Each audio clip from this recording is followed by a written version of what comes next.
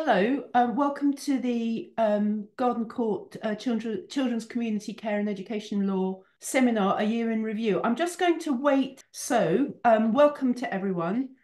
Just to let you know that this event is being live streamed and recorded. The Garden Court team now is going to present a roundup of legislative case law and legislation, case law and policy developments in 2023. And the areas to be covered are age assessments, children's social care, and education law. We've got three excellent specialists today, and we don't have very much time. So I'm going to move straight on to Emma Fitzsimons, barrister, immigration and public law, practicing primarily in immigration and asylum, unlawful detention, trafficking, age assessments, and community care.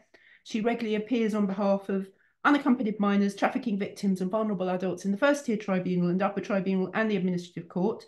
And she's a contributing author to McDonald's Immigration Law and Practice. Emma's going to be talking to you now for about 15 minutes about age assessments. Take it away, Emma. Thanks very much, Amanda. So yes, as Amanda said, I'm going to speak about what's been happening in the last year on age assessment. And I thought we'd maybe kick off with some good news before we move on to the bad news.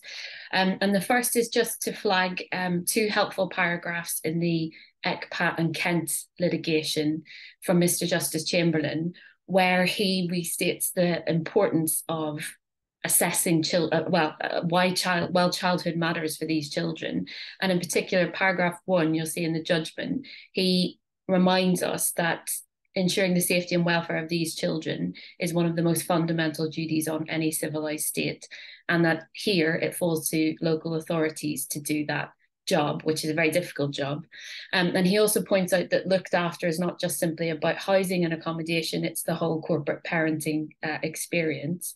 And secondly, he also highlights that these children will often have a significant number of vulnerabilities that may well be relevant to the quality of the age assessment process. Many of the displaced children we see will have travelled long distances. They may have been abused or mistreated in their country of origin or their journey here. Some are victims of human trafficking. Many speak little or no English and are ill-equipped to navigate life as an asylum seeker in the UK. And as a cohort, they are especially vulnerable. And whilst that might seem quite trite, I think it's quite important to just go back to first principles in terms of why it's so important to get these decisions right in the first place, because we are dealing with important rights and protections for a very vulnerable group. Now on to the bad news. Unfortunately, in terms of practice, there have been significant concerns, particularly in the last year, about the quality of decision making. And I just want to flag briefly two concerns, one that's been highlighted by the Children's Commissioner. And in particular, in October, she was concerned about the process of the Home Office assessing age. And on the slide, I've given an extract of what her main concerns are.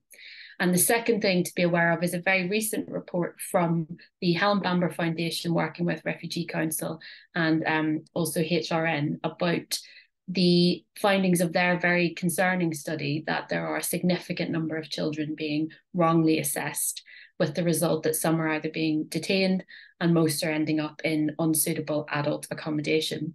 And that report's just come out in the last week or so, and it's not particularly long. It's 19 pages, and it's very compelling evidence about the risks in terms of getting these decisions wrong, particularly around dangers around exploitation and safeguarding.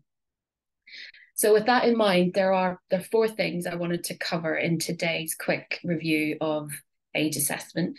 So the first is a case that deals with the impact of a historic flawed age assessment on the discretionary power of the local authority to provide services to a former relevant child.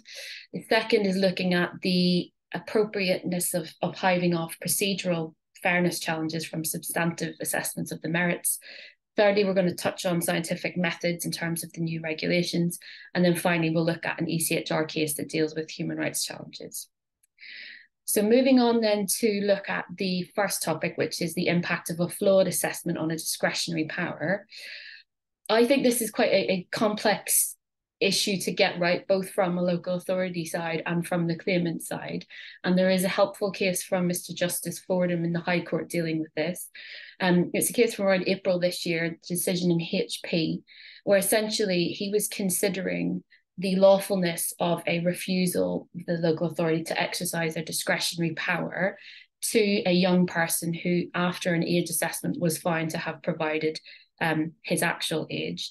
So you'll see there that the initial decision was that he was 20 by the local authority, and that was successfully challenged in the upper tribunal. He was in fact 19, his date of birth, 1st of January 2002. His solicitors then reached out to the local authority and asked them to exercise their discretionary power favourably in his case so that he be treated as a former relevant child. They refused to do so. And an important feature of the case is that the upper tribunal reached its decision on age with markedly different and fuller evidence. And that's going to become important to the judge's analysis of whether or not the discretion rather is in play in this case. The decision contains a very detailed discussion of the discretionary power from GE Eritrea at paragraph 23. But there are 3 observations from Mr. Justice Fordham himself at paragraph 24 that are particularly relevant. And so the first concept that the judge identifies is a notion of aggravated injustice. So a decision maker needs to think about not just has there been an injustice in this case, which there obviously will be if you've reached a different result after trial in an age assessment, but are there any aggravating features? So what that looks like in terms of whether or not the assessment was an unreasonable or an irrational one, that's more likely to mean that there was some kind of serious injustice. Was there any fault attributed to the conduct of the local authority or the social workers? Did the individual make a prompt challenge for judicial review, and did they seek interim relief? All of those factors are going to be relevant to whether or not there's been aggravated injustice on the facts. The second indicator the judge identified was the notion of sole justifiable outcome. That may come from aggravated injustice, or it may be the needs of the individual. And the issue really is there only one rational answer? Is the case so compelling that the discretion has to be exercised in the claimant's favour? And then finally, the third indicator the judge identified is what he referred to as the what is now at stake issue. Where are we now? What is the position in terms of the young person's needs? What services have they sought out? So bearing that in mind, the judge applied that structure to the particular facts of the case and considered that on the facts, it wasn't a sole justifiable outcome.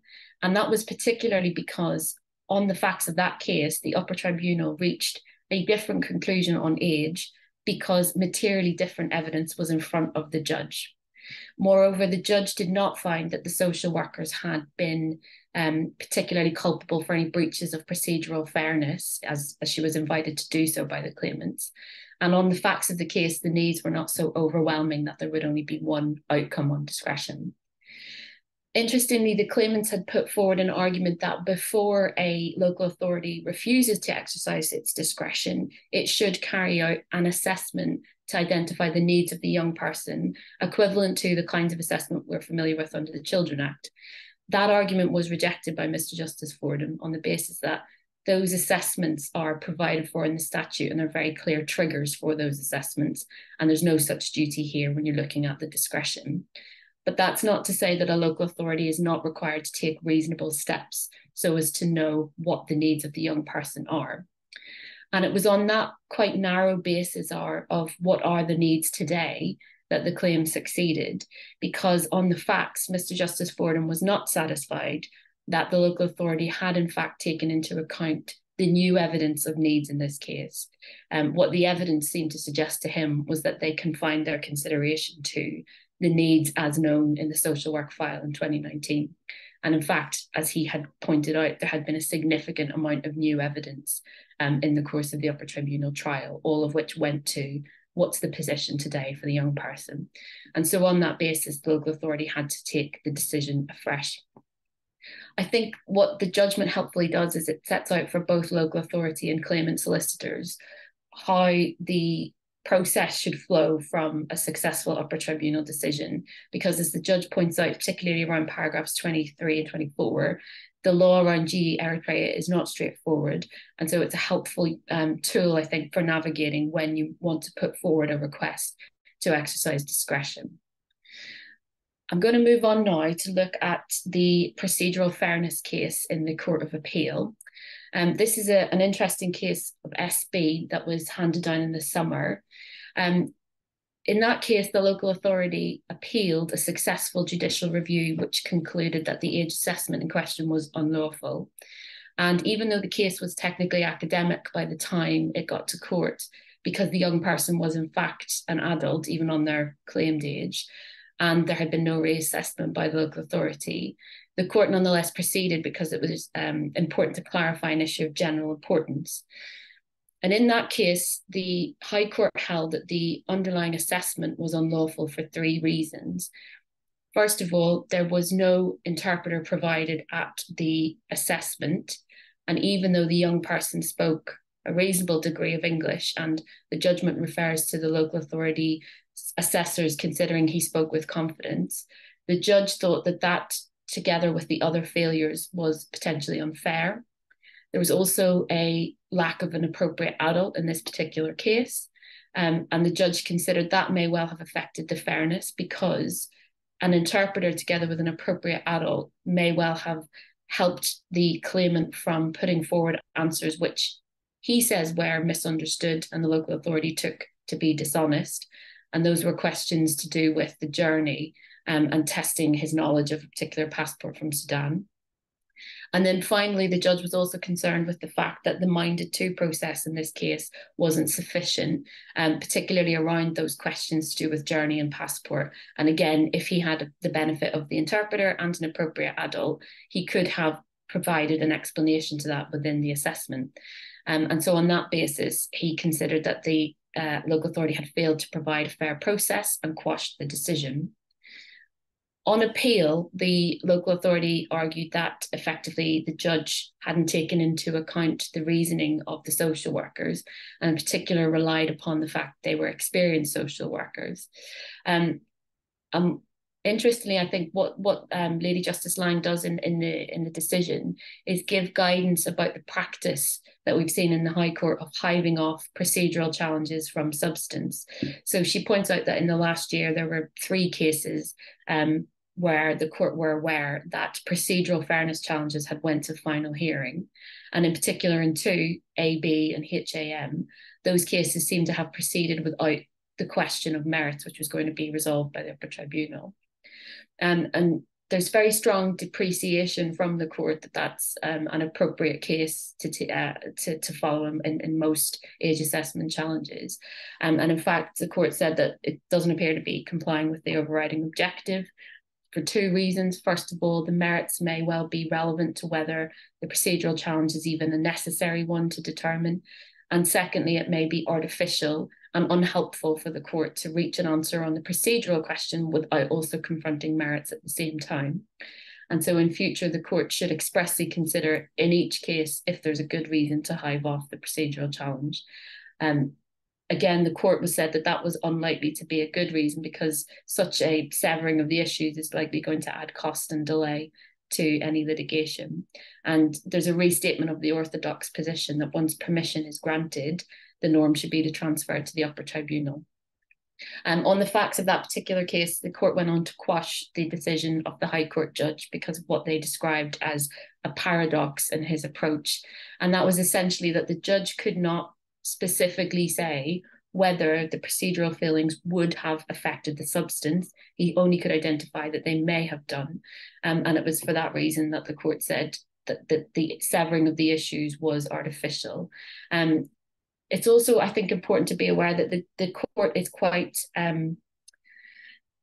strict in terms of its approach to the interpreter question, which at first blush you may think is wrongly decided or quite harshly decided, because the court said in those particular circumstances, because the individual spoke a degree of English and the social workers had said they were very experienced in communicating with young people and would clarify answers with him and give him the opportunity to revise his answers, it wasn't fatal to not have an interpreter present at the assessment.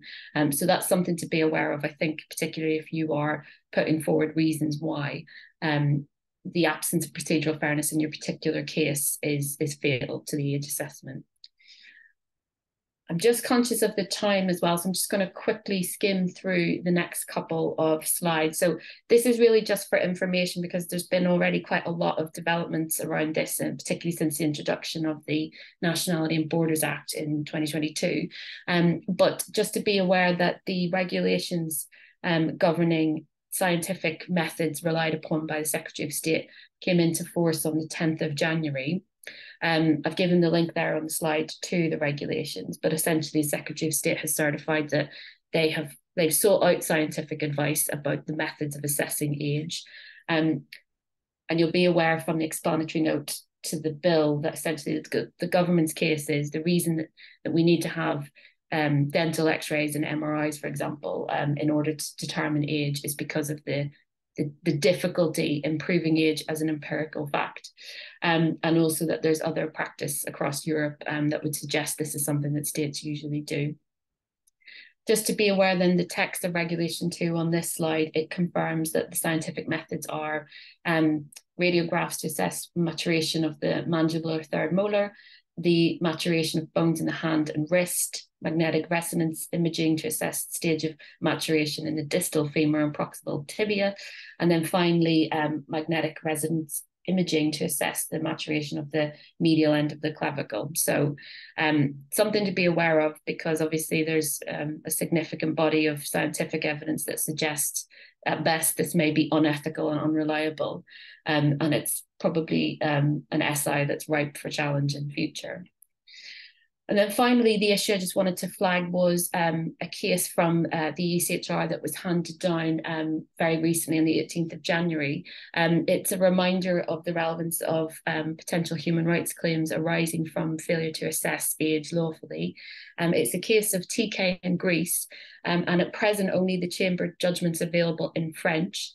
The facts concerned a asylum-seeking minor who was in Greece and had been protesting to the Greek authorities that he was wrongly classified as an adult, and he even provided official documentation from Sierra Leone to confirm he was a child. Because of delays, which the government said were due to COVID, that wasn't processed for 15 months, and as a result, he continued to live in an unsafe refugee camp in conditions that were completely unsanitary and unsuitable for a child. And on the facts, the court found that there'd been a violation of both Article 8 and Article 3.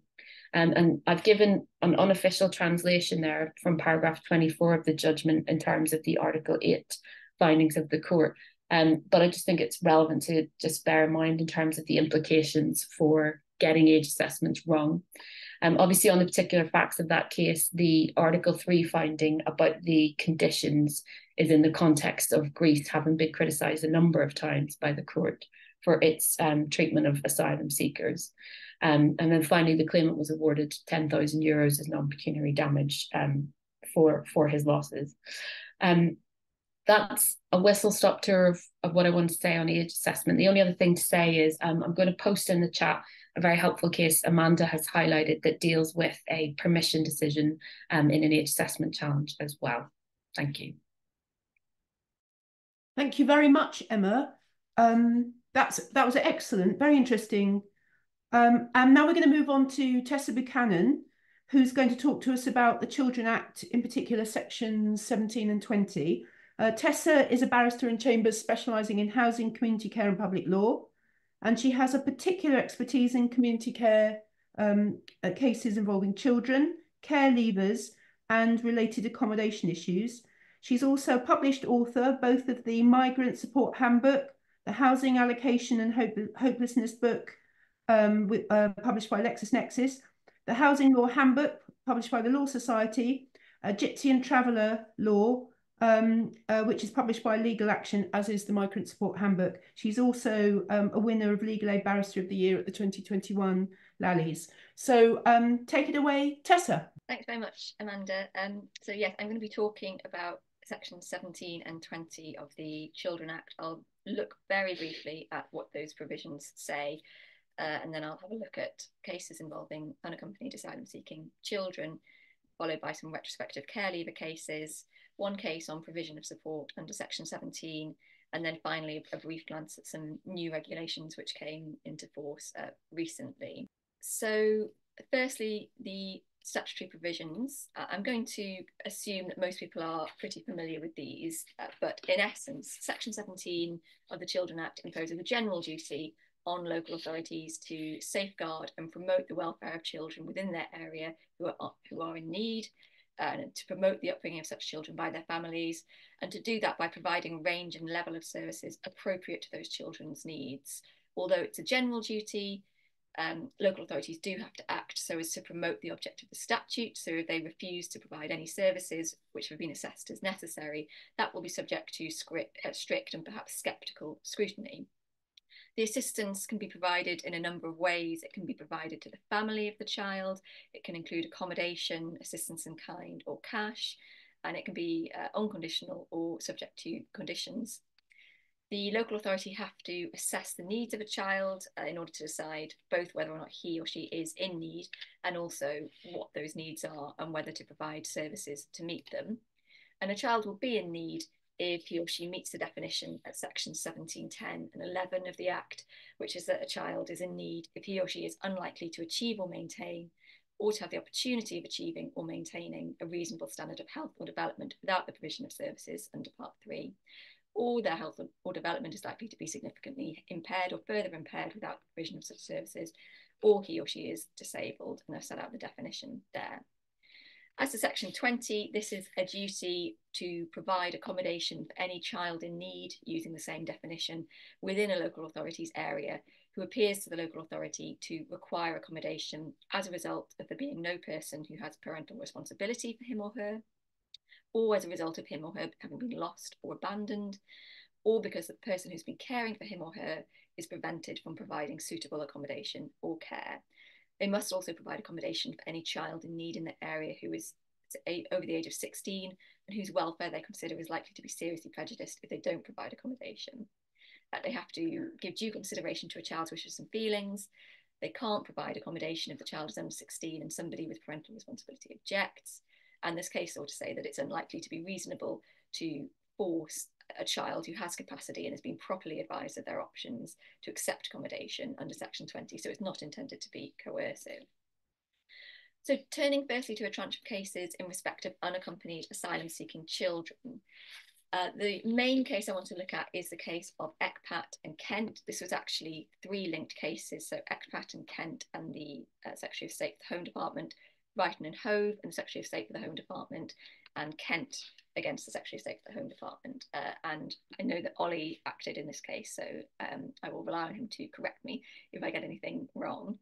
But in essence, this was a case about the National Transfer Scheme and the accommodation of children in hotels pending their transfer under that scheme. So the National Transfer Scheme is something which exists pursuant to the 2016 Immigration Act.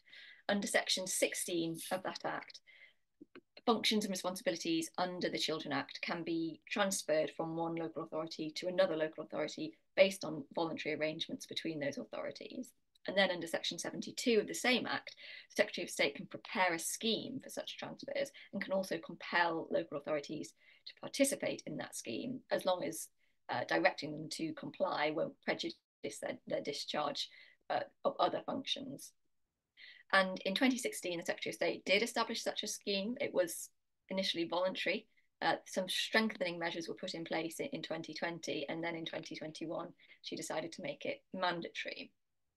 So the case arose out of Kent's claimed inability to, or difficulties dealing with the number of unaccompanied asylum-seeking children into its area, because obviously Kent has the port of Dover within its area. And one point to note, which is minor, but I just think it's quite a nice one almost, is that although I've used UASC as the acronym on my slides, and that is a commonly used one, the judge said and used that he said that he would use and did use UAS children as opposed to UASC, just kind of emphasizing that these are children that we're talking about. I would endorse that sentiment. I just haven't been able to put it into play because limitations of space on my slides, but it was sort of a grounding of the whole exercise in terms of contextualizing it within the needs of vulnerable children. So Kent had stated that it would no longer accept newly arriving unaccompanied asylum-seeking children into its care, although it did continue to accept other children into its care, which was one of the issues in the case. And then in September 2021, Kent and the Secretary of State agreed the Kent Protocol. And under this, Kent agreed to accept a capped number of children, unaccompanied asylum-seeking children, into its care, pending their transfer to other authorities under the National Transfer Scheme. And after Kent had said it wouldn't be accepting any more, the Secretary of State commissioned hotels to accommodate unaccompanied asylum-seeking children outside the care system whilst they waited for a transfer under the NTS. That use started in July 2021 and it had continued up until the date of judgment. And there may still be some cases, I'm not actually sure whether any children remain in hotels. But since then, more than 5,400 children had been accommodated in hotels. And as of the 3rd of April 2023, nearly 500, 447 had gone missing. So there was clearly a real crisis. So cases were brought by ECPAT against Kent and the Secretary of State, challenging Kent's breach of its duties and also the use of hotels. Brighton and Hove joined that. They were concerned with it because a large number of children had been accommodated in a hotel in their area. And then Kent also sued the judicial review against the Secretary of State for its failures to implement the National Transfer Scheme. So it was accepted by everybody that Kent's position in declining to accommodate unaccompanied asylum-seeking children once a cap had been reached was a breach of its duties under Section 20, because that duty is absolute, it's non-derogable, it applies irrespective of resources. And what's more, it applies to all children in need, or children who meet the criteria under Section 20, regardless of their immigration status. And the judge raised the fact that Kent was essentially treating unaccompanied asylum-seeking children differently from and less favourably than other children because of their status as asylum seekers. Whether or not that was unlawful discrimination wasn't an issue for determination at that stage. But the judge noted that it violated a fundamental aspect of the scheme, which was that the duties apply to all children. So the protocol was unlawful because effectively it formalised that cap, which was an inherent to the concept of a cap is an unlawful refusal to accept any more children once the cap has been reached. So the illegality fell on both Kent and the Secretary of State, who had agreed it between them. The judge also looked at what conditions are needed for transfer under Section 72 of the Immigration Act 2016, and held that a transfer didn't require the transferring local authority to have already been exercising functions, simply to have functions.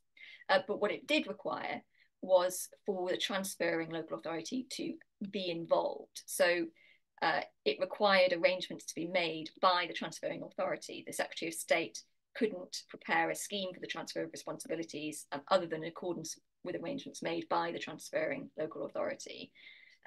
So there was no place for a transfer scheme in which the transferring local authority played no part. And that meant that the transferring local authority had to satisfy itself with the appropriateness of each transfer on a case-by-case basis. So the Secretary of State had acted unlawfully by arranging transfers effectively without the involvement of the transferring local authority.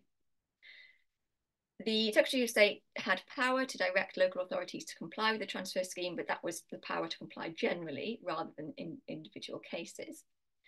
And this is one of the meatiest issues, the Secretary of State's accommodation of unaccompanied asylum-seeking children in hotels.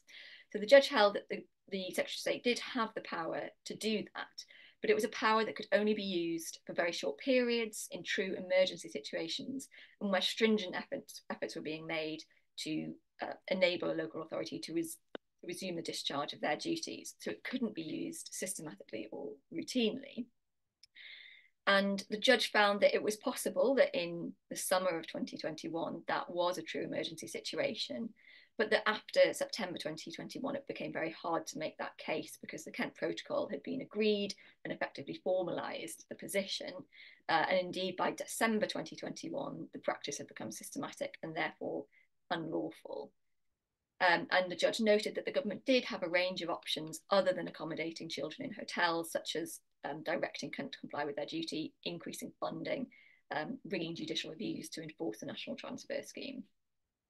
And the relief granted, as I understand it, was that the Kent Protocol was quashed, and the National Transfer Scheme Protocol was also quashed insofar as it allowed the Secretary of State to arrange transfers without the participation of the local authority, and a mandatory order granted requiring the Secretary of State to take all possible steps to transfer children out of hotels. Those orders, or at least the quashing orders, were initially suspended. I believe that suspension has now been lifted, but perhaps Ollie will correct me on that if that's wrong. And then quite briefly, another case, well, in fact, one of the linked cases, but another judgment in that case, the one brought by Kent against the Secretary of State. Kent was arguing that the Secretary of State had acted and was acting unlawfully in the way the NTS, the National Transfer Scheme, had been designed and operated. The judge dismissed 4 of the, I think, 5 grounds of appeal. He held that there was no breach of the Padfield principle because the Secretary of State was trying to comply with the purpose of the statute, just perhaps failing to do so. There wasn't any breach of Section 55 of the Borders, Citizenship and Immigration Act. This is the obligation, of course, for the Secretary of State to make arrangements for ensuring that immigration functions are discharged, having regard to the need to safeguard and promote the welfare of children. And it wasn't breached just because the functions could have been exercised in a way that better safeguarded the welfare and needs of children. And the Secretary of State hadn't acted inconsistently with the terms of the protocol and hadn't sort of affected or hadn't caused the Kent discharge of its duties to be frustrated. However, there were aspects of the Secretary of State's decision making that were unlawful. And in between December 2021, which was, if you'll recall, when the judge held that by that point, use of the hotels had become unlawful, and July 2023, which I think was when the judgment in the previous case was handed down, she had failed to have regard to the fact that she was responsible for Kent's breach of its duties by, or at least partly responsible by agreeing to the protocol, which effectively formalised that breach, and also by failing to have regard to the fact that use of hotels had by that stage become unlawful. The judge held that the Secretary of State's decision-making after that judgment and between the 10th of October 2023, which was when I think the hearing in this case took place, that was not necessarily unlawful, couldn't be called irrational, because essentially matters were in flux. The Secretary of State and Kent were in negotiations about accommodation for unaccompanied asylum-seeking children, and also the Secretary of State was entitled to have time to consider whether to commence certain provisions of the 2023 Illegal Migration Act, which empower the Secretary of State to provide accommodation for unaccompanied asylum-seeking children in England and to direct local authorities to accept transfers directly from that accommodation. However, once this sort of period of transition was over, and if those provisions weren't commenced, then she would be, or I think by this stage it would be, it's a he, would be required to formulate a rational plan for the operation of the National Transfer Scheme, which would permanently eliminate the use of hotels for unaccompanied asylum-seeking children. And the judge set out a number of criteria which a plan would have to meet in order to be lawful. There were a couple of other cases also to do with unaccompanied asylum-seeking children. The case of Medway and Secretary of State. Medway challenged a direction requiring them to participate in the National Transfer Scheme, but their challenge was unsuccessful. And then in the second case on the slide, Article 39, the Secretary of State for the Home Department, this was an application for the court to exercise its inherent jurisdiction to make wardship orders in respect of some of the children who had gone missing from hotels. This was refused effectively on the basis that whilst the inherent jurisdiction is very broad, it couldn't be used where there were statutory powers in place that could do the same job, and there were such powers in the 1989 Children Act. Turning now to retrospective care leavers, and firstly the case of TT in Essex. So TT had a difficult childhood. She became homeless. She had a meeting with a social worker from Essex, and following that she was provided with accommodation under what was called the Essex Young People's Partnership, which was accommodation provided by a third party. And Essex's position was that this accommodation is not available, or was not available under Section 20, was and is not available under Section 20. And TT argued that the accommodation had been provided under Section 20, and therefore when she went into it she had become a looked after and then an eligible child, and that Essex couldn't stipulate that such accommodation was not available under Section 20. The judge held that 16 and 17-year-olds ought normally to be accommodated under Section 20, but they could agree to be accommodated other than under Section 20, and it wasn't unlawful for Essex to stipulate that EYPP accommodation wasn't provided under Section 20, provided that she was given a meaningful alternative choice of Section 20 accommodation elsewhere, and she, the judge held, was given that choice. And then by accepting the placement, she had agreed not to be accommodated under Section 20. There were a few other points arising from the judgment. As I've said, the judge held that a homeless child can agree to be accommodated other than under Section 20, but for the purposes of reaching such agreement, the local authority has to prevent the alternative neutrally and impartially, must not apply spin or undue pressure, and ideally should record the alternatives in a clear memo that the child can take away. The judge noted a potential problem whereby there's often insufficient time for a child to be advised about Section 20 in sufficient detail before having to decide whether to accept the accommodation, but that this could be resolved by a fair purposive reading of the legislation allowing the child to be accommodated and placement with entirely neutral legal effect until the decision was ready to be made. And there was also a section of the judgment dealing with anonymity orders. An anonymity order was made in that case, but the judge gave some dealt in his judgment with the circumstances in which such orders should be made, and that they are effectively exceptional, and that they should always have an end date. So I acted for the claimant in this case, and there are some aspects of the judgment which are, in my view, somewhat troubling. The judge, the potential problem, I think it's, in my view, difficult to see really how that can arise, because the child can subsequently, obviously it can be, if the child needs accommodation in an emergency situation, then that should be provided, and it should be provided under Section 20 unless the child sort of expressly and with proper advice opts out. And there is a risk that if they are to be accommodated in some legally neutral placement, then that if they're approaching the local authority very close to the 13-week deadline, which is necessary in order to become an eligible child, then they could possibly lose some of that time. The judge also relied on the fact that the claimant had claimed benefits as a reason for her for sort of showing that she had rejected Section 20. But it is difficult to see what a child is supposed to do if they're told you're not accommodated under Section 20, you're in this accommodation, you need to pay for it, and you should claim benefits to do so. There is potentially another case coming up on a similar issue, but that is still awaited. Another case concerning retrospective care leave, this was a case where a child had approached the local housing authority as homeless, which referred him to social services, and he then brought proceedings asserting that the Section 20 duty had arisen and actions taken by social services had been taken under Section 20. The judge found that Section 20 duty had arisen, and that the arrangements made had been made under Section 20, but not from the date that he contended for, with the result that he was a qualifying child rather than a former relevant child. And one thing to note about the judgment is that it's quite helpful on the issue of timing. It confirms that these cases concern ongoing breaches. And then DF and Essex, again, the case of a child with a difficult childhood. Some very distressing events had happened. She had been living with her mother, who had died. She wanted to continue living in her mother's flat with her boyfriend and her cats. The local authority accepted that she was a child in need, but said that her only options were placement with a foster carer or placement in semi-independent accommodation without the cats.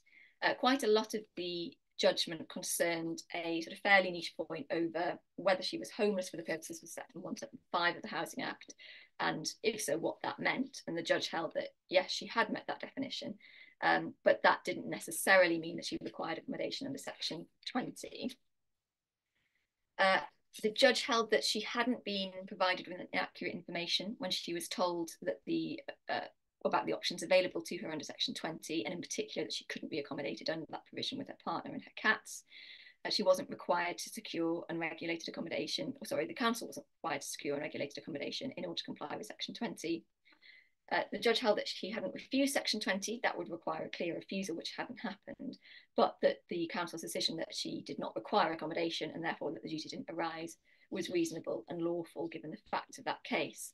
It was also a challenge to the council's decision not to exercise its discretion to treat DF as a former relevant child, and there had been no material error of law by the council in refusal to do so. The case does helpfully confirm that there is a discretion both where a council has acted unlawfully, but also a narrow residual discretion, even if there hasn't been illegality. So if you do have one of these cases, it's worth asking both on the basis of your primary case, if it is your primary case, that the council has acted unlawfully, that they exercise their discretion, but also that even if they hadn't, they should consider exercising it. Although in that case, the challenge to the refusal to exercise that wasn't upheld.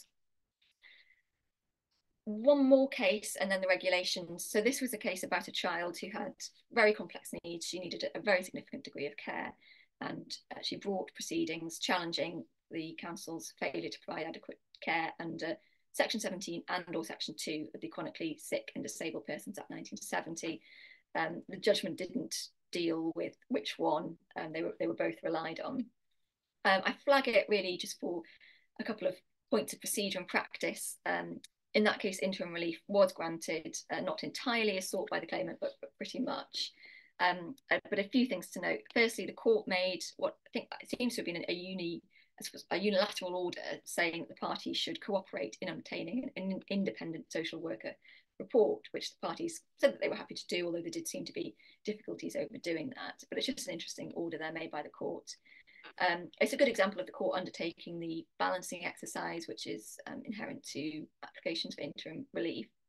And the court also made some observations about rolling JRs, and whilst noting some of the comments made by the Court of Appeal, it seemed to regard this as a case where effectively, because it's an ongoing failure and there's a shifting backdrop, that it will be in effect a rolling JR. And then finally, so new regulations have been made which amend the care planning, placement and case review England regulations 2010 with the effect that from 28th of October 2023, a local authority can now only place a 16 or 17-year-old looked after child in accordance with in accommodation in accordance with other arrangements, where that is supported accommodation, which is run by someone who's registered, or in certain exceptions, which are essentially institutional settings. And similar provision has been made in respect of relevant children. So whilst before, in accordance with other arrangements, with a really quite wide and flexible provision, now the types of provision which may be provided for looked after children and relevant children are more limited. So that was a bit of a whistle-stop tour, but hopefully a helpful overview of what's happened in the last year. And I will hand over now to Ollie. Thank you. Thanks very much, Tessa. Just to add, before we move on to Ollie, that anybody who wants to read about the tactics and the strategy behind Article 39's application in the Family Division might want to read the article in issue 4 of the International Family Law Journal. You might be aware that the independent Inspector of Borders and Immigration had in fact done a report about the use of hotels for unaccompanied asylum seekers, at which he'd been informed by the Home Office that there was some kind of lacuna in the child protection law that didn't cover these children. And what Article 39 did was call the Home Office's bluff about that in the family court. So it's quite an interesting, how that panned out is quite interesting, especially when you look at how the ECAT cases have developed since that. So now we're going to move on to Ollie. Ollie is a broad public law practitioner focusing on the rights of children, asylum seekers and migrants and disabled people. He's got particular expertise in discrimination, education, community care, mental health and court of protection matters. And he was a finalist for Junior of the Year Award at the Legal 500 Awards 2022. He's also co-convener of Garden Court's community care and education teams and sits on the steering committee of Chambers' school inclusion project we all hear a little bit about now. And Ollie's going to talk to you in general about access to education. Take it away, Ollie. Very much, Amanda. I'm going to canter through a few cases now. Feel free to email me if you have any questions about them. This is very much a whistle-stop tour, and all of education in law in 15 minutes is not physically possible. So I've picked some that I think are particularly interesting. So there have been reported judgments on the public sector equality duty. They're all subject to application for permission to appeal to the Court of Appeal. So there's a little bit of watch this space on these judgments. But as a brief recap on what the PSED is, it is a procedural duty to have due regard to the need to eliminate discrimination, advance equality of opportunity, and foster good relations. That applies to discharge of all functions, be that a state school. This does not apply to private schools, or local authorities being the most common examples of public authorities in the education context where the PSED is going to bite. On to the first case. Next slide, please. Ooh, gone backwards. The first case is quite a technical case about jurisdiction of the first tier tribunal in dealing with disability discrimination claims. A case called GP and Lime Trust with the Equality and Human Rights Commission intervening. So for those that don't practice in discrimination law, the first stage of pleading a discrimination claim is establishing your prima facie case. And in the SEN tribunal, that tends to be either Section 15, discrimination arising as a consequence of disability, or Sections 20 and 21, the reasonable adjustments duty. Within Section 15 claim, and this is what GP concerned, it's quite common that you establish your prima facie case, that there has been sort of unfavourable treatment arising in consequence of disability. But the battleground is often over to what extent is that adverse treatment justified by the responsible body, the school. And in this case, the upper tribunal considered, can, as part of the justification analysis, the first tier tribunal consider whether the responsible body has complied with its duty to have due regard under Section 149 of the Equality Act, the PSED. And the upper tribunal decision finds essentially that there is a jurisdictional bar to this. Sections 113, and I did warn that this was technical, and 156 read together effectively mean that a cause of action for, in the upper tribunal's view, a cause of action for public sector equality duty breach can only be made out in the administrative court in a claim for judicial review. And as such, it would be a sort of abuse of those provisions for the first tier tribunal to be determining PSED breach itself. Just for disclosure, I was for the appellant in this, so I have firm views on that this was wrongly decided. But the case was pleaded as it being relevant to the question of justification. It was not pleaded as seeking separate relief in relation to the PSED. As such, we said it's a really significant consideration. There's lots of case law to that effect in a judicial review context, that PSED compliance is highly relevant to the question of justification. If you haven't turned your mind to an issue as a decision maker and how you could have promoted equality of opportunity, foster good relation, limited discrimination, how can you make out discrimination? And that descends from a line of authority called Cole in the Supreme Court, but other sources of authority too. But we lost. And what are the consequences of us losing? Well, it means that PSED breach is relevant if it's already been established elsewhere. And the upper tribunal said elsewhere means the administrative court. So if there's been a finding of breach of the PSED by the administrative court, then that might be a relevant consideration when considering justification. So that leads to an unfortunate, in my view, bifurcation of the of the process. It's entirely unclear how the upper tribunal's decision sits with independent review panel determinations. And given that the DD jurisdiction is very often in parallel to an IRP, this causes some concern and confusion because an independent review panel applies judicial review principles. It can make declarations in relation to the PSED. What's the relevance of those? So if an independent review panel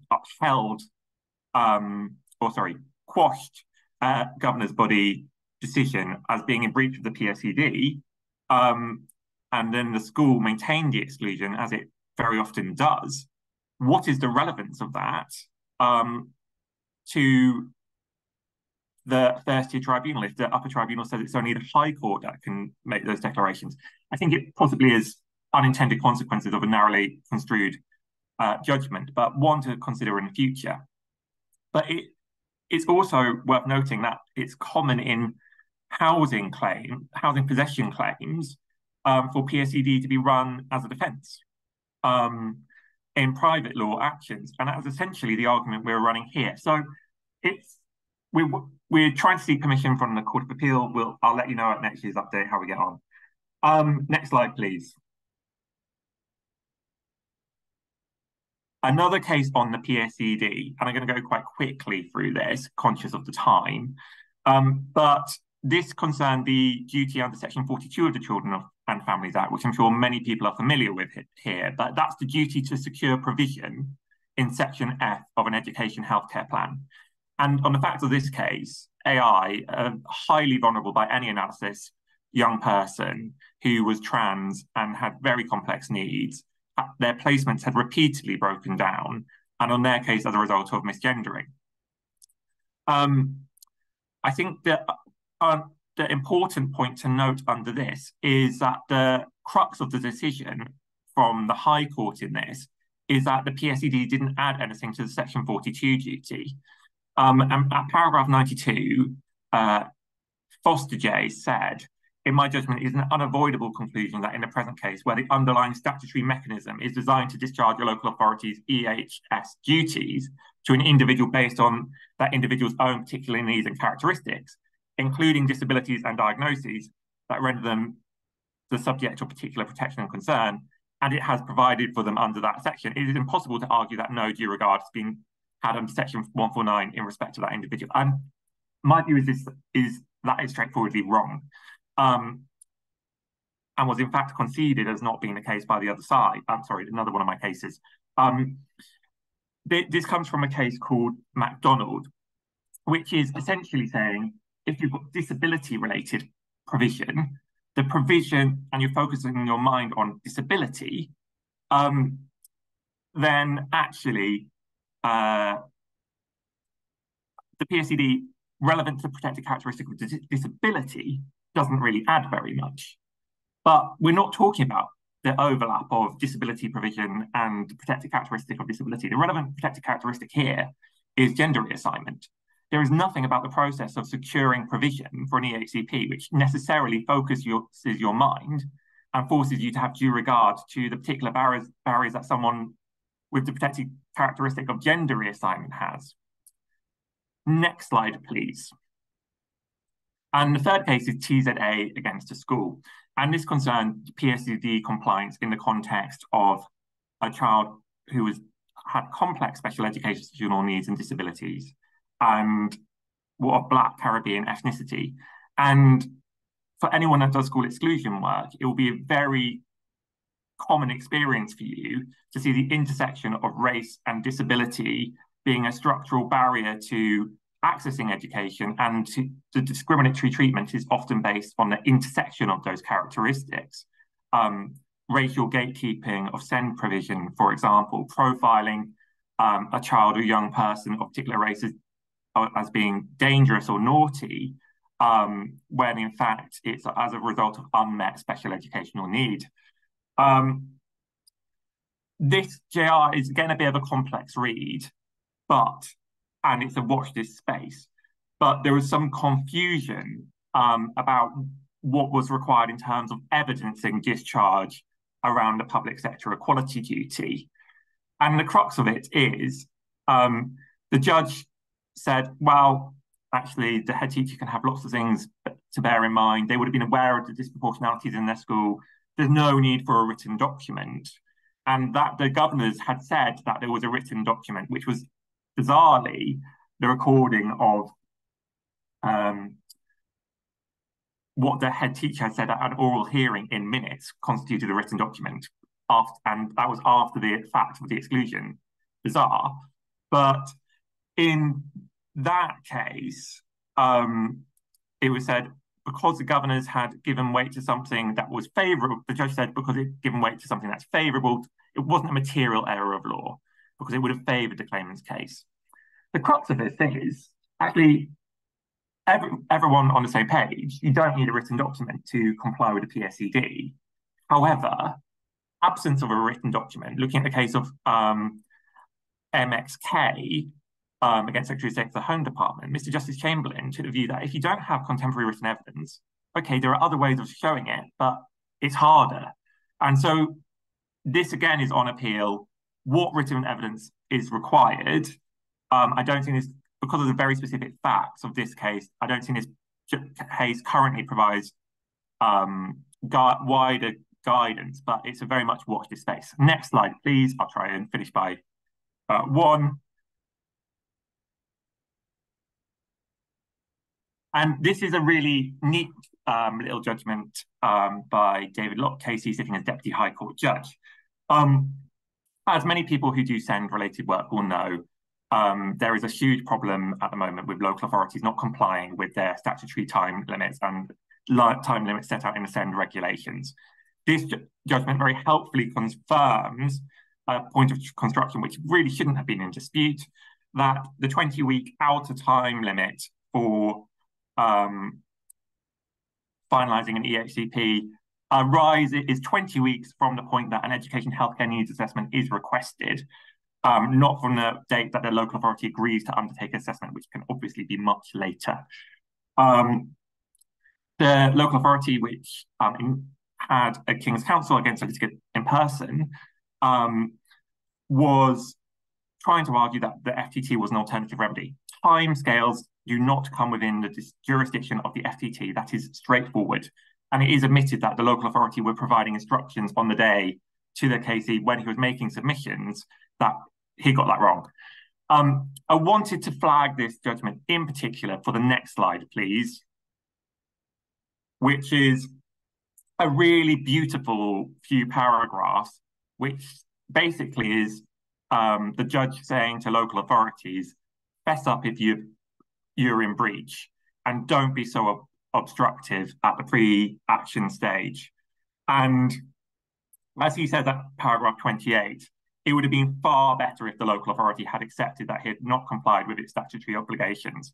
And it criticises the belligerent approach of the local authority, in particularly in the case where there was significant inequality of arms, in saying, look, you should not sort of trying to defend and resist permission. They were in breach of a very clear obligation. They shouldn't have done that. Next slide, please. And this case is a case where we've got permission. We're going to a final hearing in May. I flag it for one reason, because this seminar covers policy changes too.